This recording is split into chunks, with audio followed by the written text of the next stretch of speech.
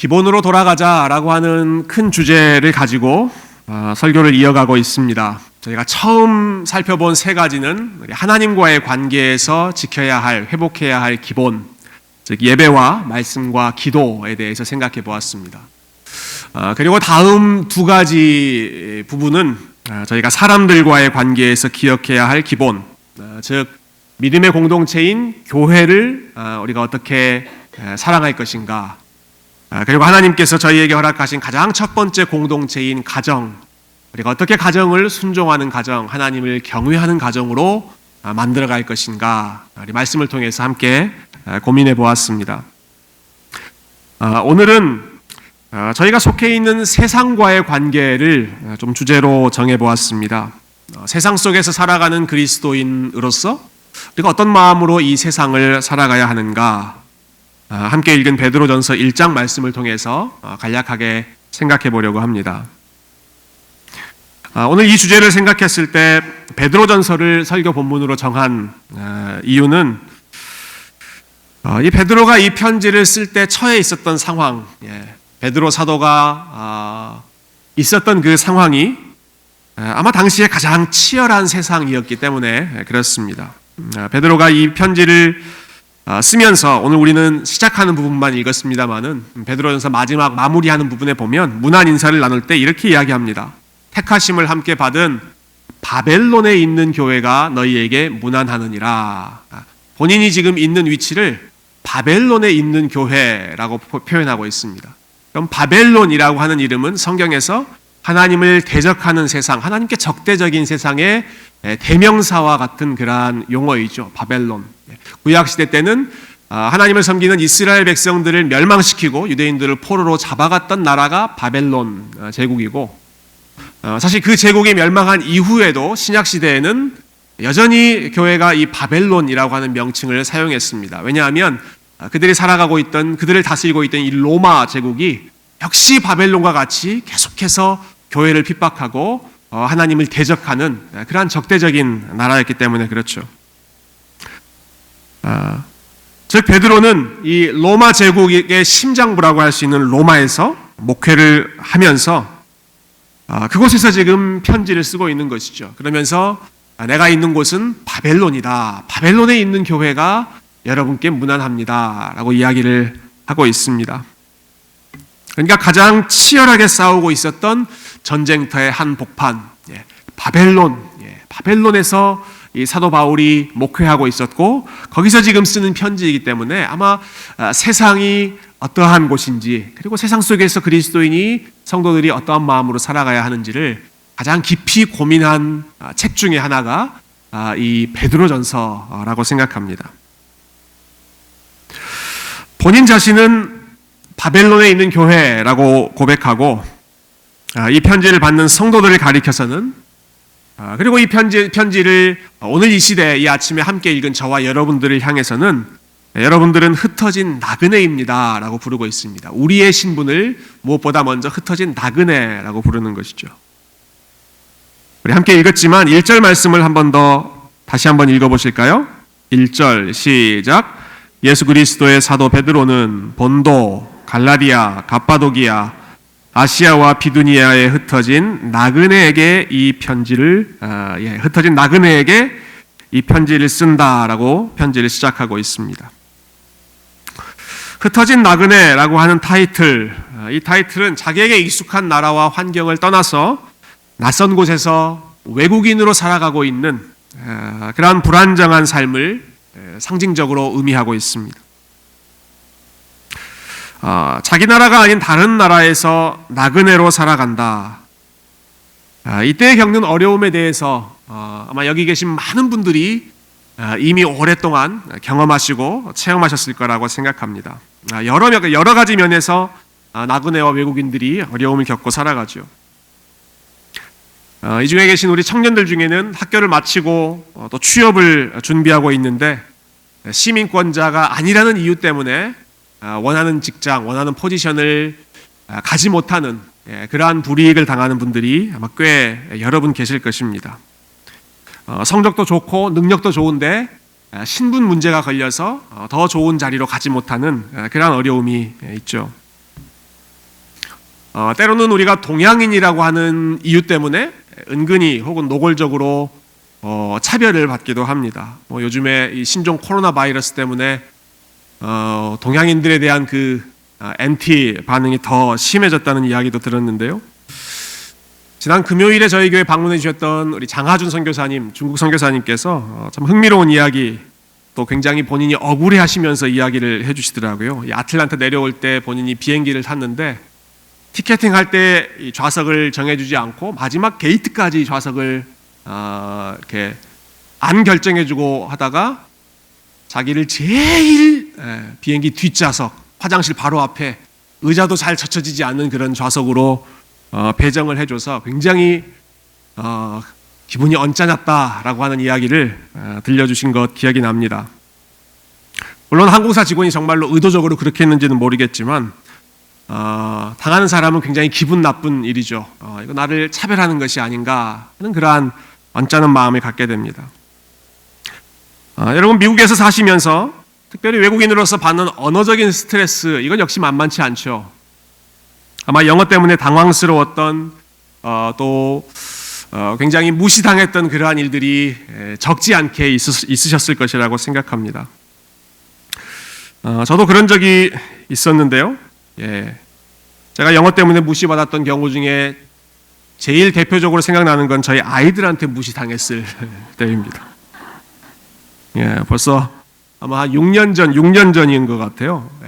이렇게 겨울에 좀 오늘처럼 좀 어제처럼 이렇게 날씨가 추웠다가 좀 날씨가 따뜻해지는 날이 있어서 제가 집에 들어가서 아이들한테 야, 바깥 날씨가 따뜻하다라는 것을 영어로 이야기했습니다. 어떻게 표현했을까요? 바깥 날씨가 따뜻하다. It's warm outside. 그랬습니다. It's warm outside. 여러분, 얼마나 완벽한 영어입니까? It's warm outside. 날씨를 의미하는 비인칭 주어 it로 시작해서 동사, 형용사, 부사 순서로 제가 배운 문법대로 쫙 It's warm outside. 그랬더니 제 그때 초등학교 1학년이었던 큰애가 갑자기 바깥을 이렇게 보더니 바깥에 지렁이가 있어, 아빠? 그러더라고요. 그래서 이게 무슨 일인가 했더니 여러분, 지렁이를 의미하는 warm, W-O-R-M. 그리고 날씨가 따뜻하다 할 때 W-A-R-M. 그래서 저는 It's warm, 따뜻하다라고 했는데 얘네들은 지렁이라고 들리는 거죠. 그래서 제가 한국 사람이 이 R 발음이 약해서 제가 헷갈렸나 보다. 그래서 좀 더 굴려서 It's warm outside 했더니 지렁이가 있어, 아빠? 여러분, 지렁이는 warm이고 따뜻하다는 warm입니다. 구별이 되세요? 구별이 안 되시는 거는 저와 똑같은 한국인이시다라고 하는 걸 여러분이 확인하실 수 있는 겁니다. 이런 에피소드는 아주 귀여운 에피소드죠. 그렇지만 직장에서나 혹은 학교에서나 병원에서나 혹은 교통사고를 당했을 때 언어 때문에 스트레스 받고 내가 뒤집어 씌우기도 하고 불이익을 당하는 그런 경우를 겪게 되면 자존감이 많이 낮아지기도 하고 억울한 마음을 겪기도 합니다. 나그네로 살기 때문에, 외국인으로 살기 때문에 닦는 현실적인 불이익이죠. 여러분, 외국인이 법적으로도 불편함, 신분 때문에 어려움을 겪기도 하고 언어 때문에 난처한 일을 당하기도 하지만 가장 중요한 것은 그 사회의 지배적인 가치관에 동화되지 못하고 그 지배적인 가치관에 충돌해야 하는 이러한 영적인 도전이 아마 나그네로서 세상을 살아가는 사람들에게 가장 큰 도전일 것입니다. 지금 이 편지를 쓰고 있는 베드로가 있었던 곳이 어디라고 말씀드렸습니까? 로마였습니다. 로마의 문화는 하나님 한 분만 섬기는 문화가 아니죠. 로마의 황제를 비롯해서 많은 신들을 섬기는 다신교 문화였습니다. 물질적인 풍요함이 그들의 신이었고 육체적인 쾌락, 아주 자극적인 쾌락이 그들이 섬기던 신이었습니다. 오늘날은 이제야 좀 논란이 되고 있는, 논쟁이 되고 있는 동성애 문화가 로마 시대에는 이미 편만하게 퍼져 있는, 유행하는 그런 문화여서 많은 로마 황제들이 동성 연애자였고, 그래서 사도 바울도 로마 교회에 보낸 편지에서 여러 가지 죄악들을 언급하면서 가장 먼저 하나님의 창조 질서를 영리로 사용하는, 뒤집어서 하나님의 창조 질서를 거꾸로 사용하는 이러한 타락한 문화에 대해서 지적했죠. 그렇지만 이렇게 하나님을 두려워하지 않은 문화 속에서 살기 때문에 하나님의 뜻대로 살려고 하는 사람들, 말씀대로 살려고 또 하나님을 두려워하는 마음으로 살려고 하는 사람들은 필연적으로 세상의 흐름에서 뒤처지기도 하고 세상의 주류에서 소외되기도 하고 또 무식하고 독선적이라는 그런 비난과 따돌림을 받게 되기도 합니다. 흩어진 나그네라고 하는 신분은 우리가 본성적으로 좋아하는 그러한 자리가 아닙니다. 나그네는 주류가 아니라 비주류에 속하고 중심이 아니라 주변부에 속하고 안정된 자리가 아니라 늘 이동해야 하는 그런 불안정한 삶이기 때문에 나그네라고 하는 신분은 우리가 본성적으로 좋아하는 신분이 아닙니다. 이번에 창세기를 함께 공부하면서 다시 한번 확인하게 되는 사실은, 그런데 그럼에도 불구하고 하나님께서 자기 백성을 처음부터 나그네로 훈련시키고 계시다라고 하는 것입니다. 얼마나 하나님께서 처음부터 하나님의 백성을 나그네로 준비시키셨는지 철저한 모습을 저희가 볼 수 있습니다. 믿음의 조상 아브라함을 부르실 때 너의 친척 본토 아비집을 떠나라 라고 하셨고, 아브라함의 아들 이삭도 계속 이리저리 이동하는 삶이었고, 그의 아들 야곱도 요셉도 자기 집을 떠나서 계속해서 나그네로서 방랑해야 하는 그러한 삶을 살았죠. 참 흥미로운 것은 하나님께서 이러한 나그네로서의 운명을 아브라함을 부르셨던 그 첫 순간부터 말씀하셨다라고 하는 사실입니다. 아브라함에게 큰 후손을 약속하시고 큰 민족을 약속해 주셨는데, 그와 동시에 하나님께서 참 수수께끼 같은 그런 말씀을 한 말씀 하셨습니다. 그런데 아브라함아, 네가 반드시 알아야 할 사실이 있다. 그것은 네 자손이 이방에서 객이되어 오랜 기간을 다른 나라를 섬기면서 살아야 할 것이다 라는 말씀을 애초에 처음부터, 이삭이 태어나기 전부터 하나님께서 그 말씀을 아브라함에게 들려주십니다. 너의 후손이 큰 민족이 될 것이다. 그러나 긴 시간 동안에 이방에서 객이 되어 살아야 할 것이다. 하나님 나라의 백성의 삶이 이 땅에서 나그네로 살아야 하는 그러한 필연적인 운명을 이미 하나님께서 아브라함에게, 믿음의 조상인 아브라함에게 말씀해 주셨던 것이죠.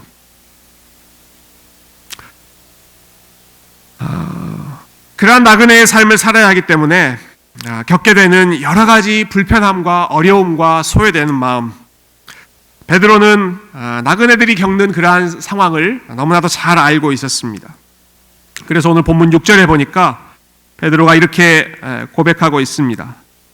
그러므로 너희가 이제 여러 가지 시험으로 말미암아 잠깐 근심하게 되지 않을 수 없으나, 흩어진 나그네로 사는 성도들아, 여러 가지 일들로 인해서 우리가 로마 제국에서 핍박도 받고 로마 사람들로부터 따돌림도 당하고 소외도 당하기 때문에 많은 일로 인해서 우리가 시험을 당하고 있다.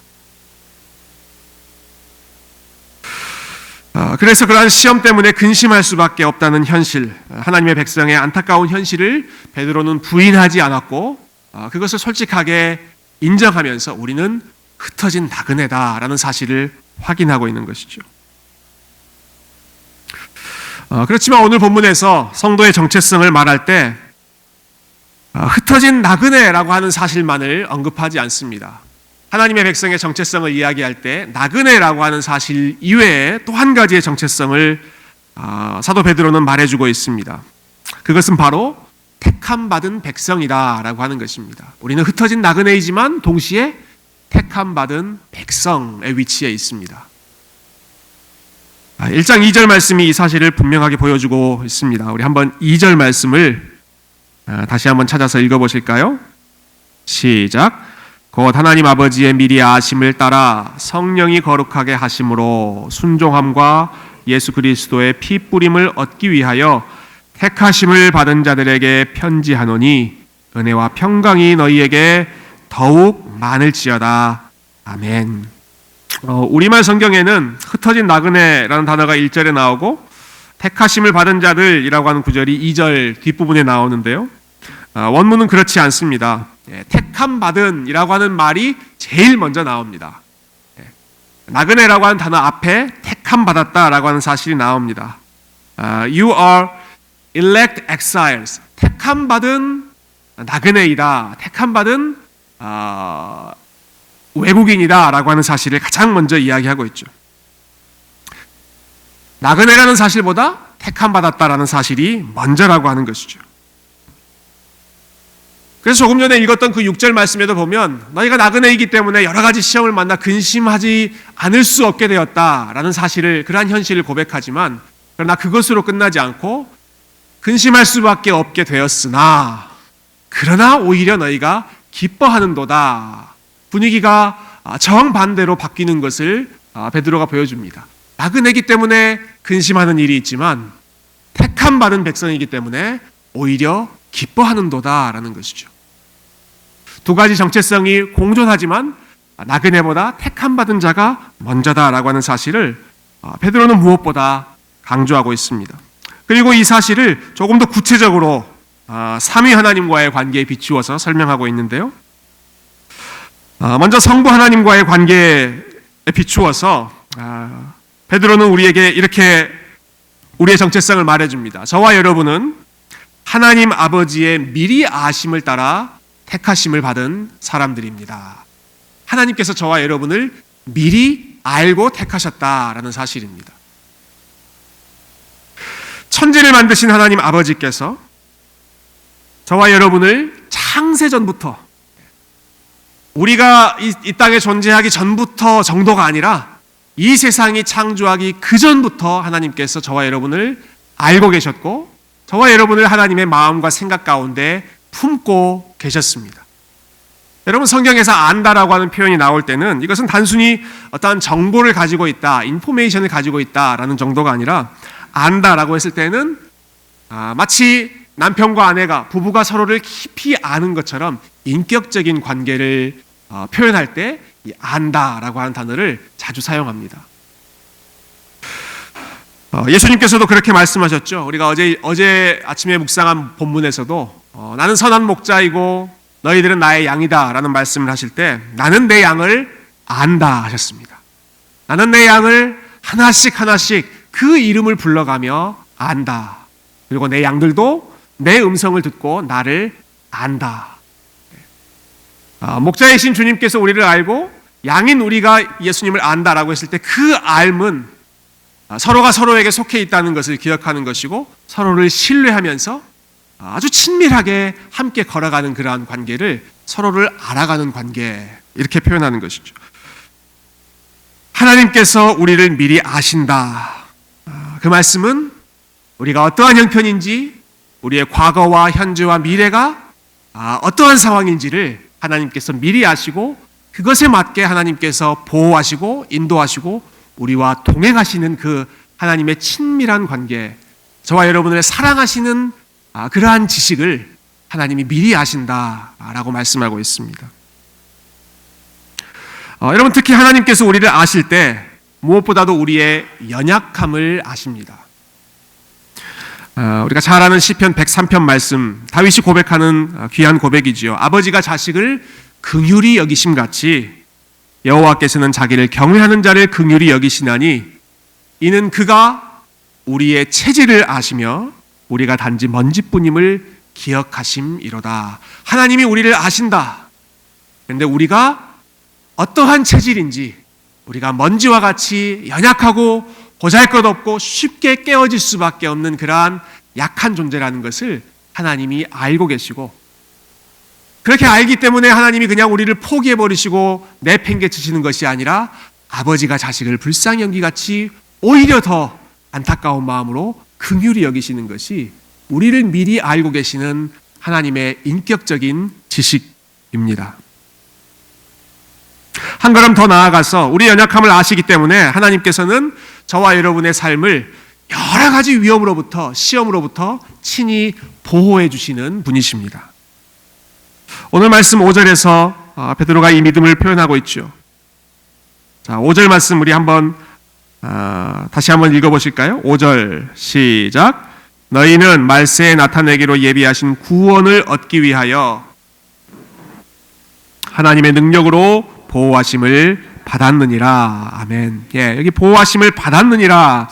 우리말은 과거 시제로 번역하고 있습니다만은 이 원어 동사는 현재 진행형을 의미하는 그러한 방식으로 번역하는 것이 더 맞습니다. 하나님의 능력이 그냥 한번 보호하고 끝난 것이 아니라 계속해서 현재 진행형으로 과거부터 지금까지 계속해서 하나님의 능력이 우리를 보호하고 계신다라는 것이죠.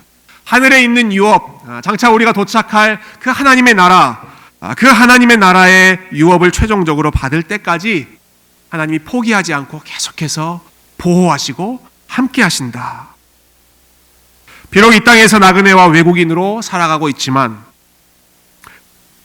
우리를 불쌍히 여기시는 하나님의 인자하심이 한결같이 저와 여러분을 지키고 계시고 우리와 동행하고 계시고 예수 그리스도를 죽은 자 가운데서 살리셨던 그 하나님의 능력이 저와 여러분의 삶을 모든 위험 가운데에서 여러 가지 시험으로부터 붙들고 지금도 보호하고 함께 걸어가시는 줄로 여러분 믿으시기를 축원드립니다.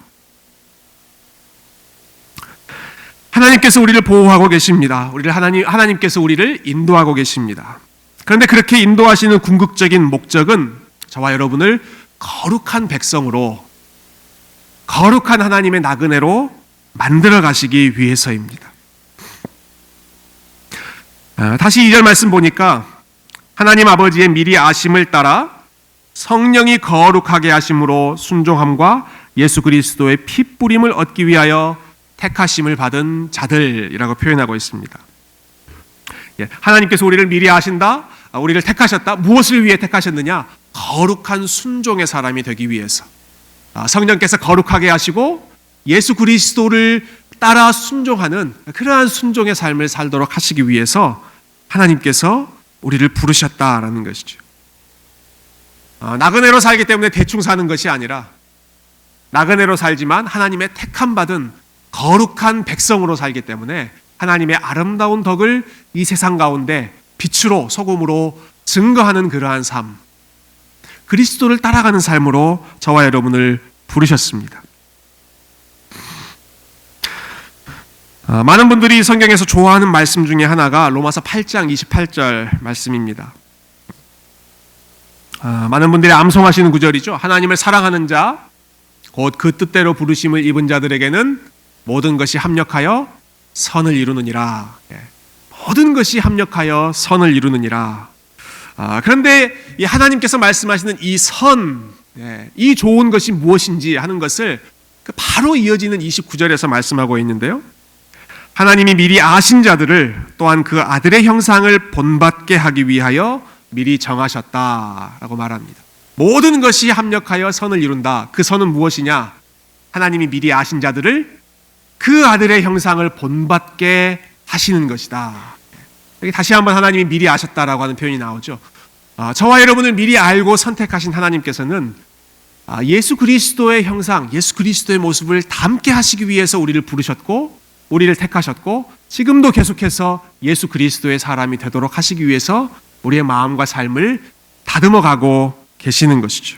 그것이 모든 것이 합력하여 이루고자 하는 궁극적인 선, 최고의 선, 하나님께서 가장 기뻐하시는 아름다운 모습입니다. 우리 삶에 일어나는 기쁜 일과 슬픈 일과 어려운 일과 나그네로서 겪는 여러 가지 시험, 여러 가지 어려움들이 결국에 빚어내고자 하는 그 열매가 무엇인가? 그 아들의 형상을 본받게 하는 것. 예수님을 따라 순종하는 삶, 예수님을 닮는 삶. 오늘 장로님께서도 기도하면서 언급하셨지만 예수님을 따라 십자가를 지고 참 적대적인 이 세상 가운데에서도 하나님 말씀, 하나님의 뜻대로 살기로 헌신하는 그러한 믿음의 삶을 사는 것이 거룩한 나그네로 부르신 하나님의 궁극적인 목적이지요.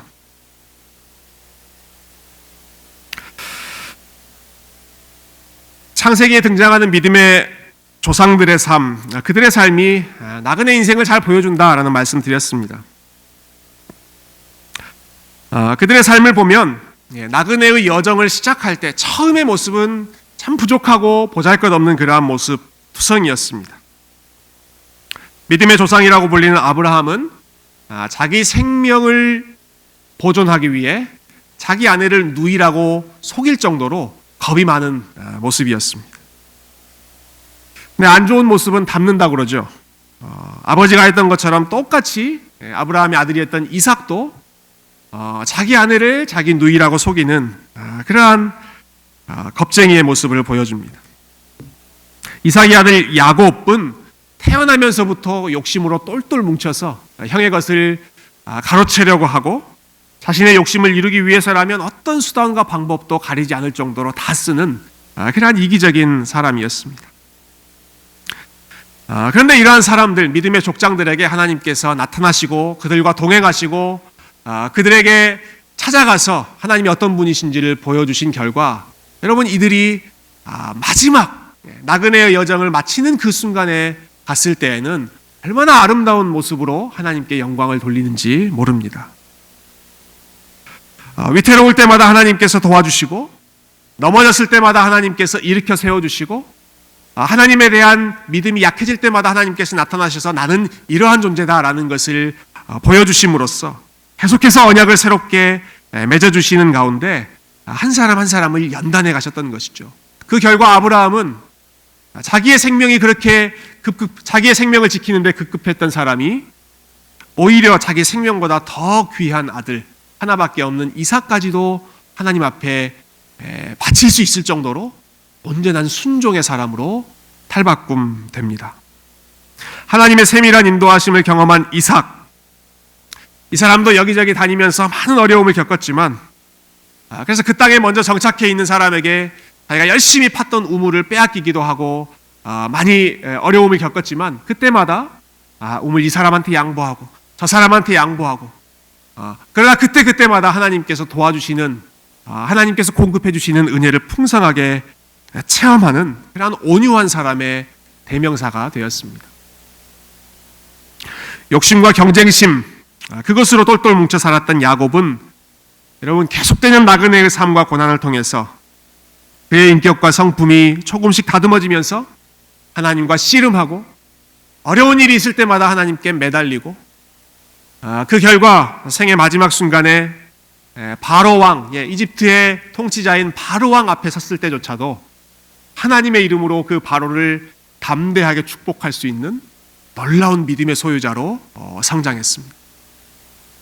이것이 하나님께서 자기 백성을 나그네로 부르시고 나그네로 훈련시키시면서 계획하시는 궁극적으로 보기를 원하시는 하나님의 목적, 우리를 미리 아시고 우리를 택하신 하나님의 아름다운 뜻이 바로 이러한 아름다운 성장의 모습으로 나타나고 있는 것이죠. 사랑하는 성도 여러분, 저와 여러분이 이 세상에 살아갈 때 우리에게 두 가지 신분이 주어졌습니다. 한편으로는 우리는 이 세상에 속하지 않는 나그네로서 살아갑니다. 이 세상의 가르침과 이 세상의 풍조에 따르지 않는 그 세상에 거슬러 살아가야 하는 나그네로서의 신분이 첫 번째 신분이고, 그러나 그것이 우리의 궁극적인 신분이 아니라 우리는 하나님께 택함 받은 사람이고 하나님께서 미리 아신 사람이고 하나님께서 능력으로 매일매일 어려운 일이 있을 때마다 우리의 연약함이 보일 때마다 함께 하셔서 우리를 보호하고 계시고 결국은 하나님의 사람으로 믿음의 사람으로 우리의 연약함을 다듬어가면서 영광을 드러내기 위해서 함께 하여 주시는 언약의 백성인 것을 여러분 말씀을 통해서 다시 한번 기억하시기를 소망합니다.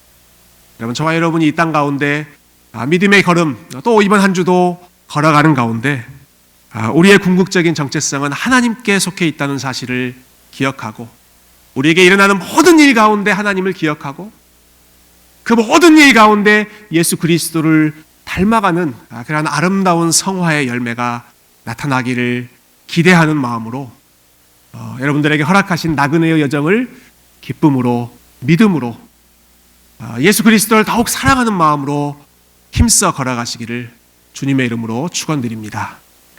함께 기도하겠습니다.